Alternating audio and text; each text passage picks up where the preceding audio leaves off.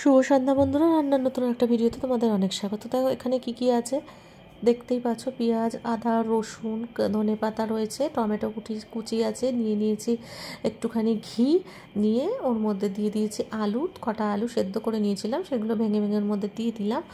আর এর মধ্যে দিয়ে দিতে হবে তোমার করে রাখা মশলা। এখানে রয়েছে গোটা জিরে, ধনে, গোটা গরম মশলা, তেজপাতা আর শুকনো লঙ্কা ভালো করে টেলে নিয়ে কাঠখোলায় সেটাকে গুঁড়ো করে নিয়েছিলাম। ওই মশলাটা দিয়ে দেবো আর এগুলো খুব ভালো করে সুন্দর করে মিক্সড করব। এতে পরিমাণ মতন নুন আর চিনিও দিয়ে দিতে হবে। দিয়ে দেখো মেখে রেখে দিলাম।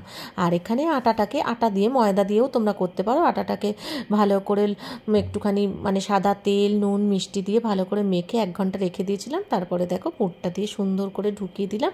আটাটা এত সুন্দর মাখা হয়ে গেছিলো, দেখো একদম একদম এলাস্টিকের মতন মনে হচ্ছে আটকে যাচ্ছে।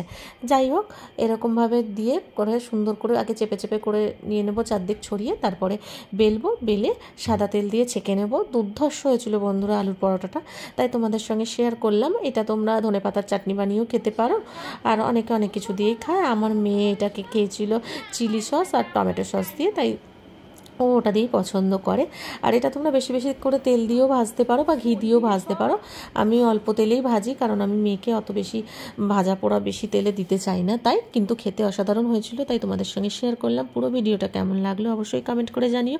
এরকম ছোটো ছোটো রান্নার ভিডিও আমার তো আসতেই থাকে, আর তোমাদের সাথে আমি শেয়ার করতেই থাকি। আর যারা এখন আমার চ্যানেলটি ফলো করোনি বা ইউটিউব থেকে যারা দেখছো সাবস্ক্রাইব করোনি, প্লিজ সাবস্ক্রাইব করে নিও, ফলো করে নিও, পাশে থেকো। আর এরকম ভালো ভিডিও তো তোমরা দেখতেই পাবে। এছাড়াও নানান ভিডিও আসবে নতুন। তো চলো, ততক্ষণের জন্য টাটা সবাইকে।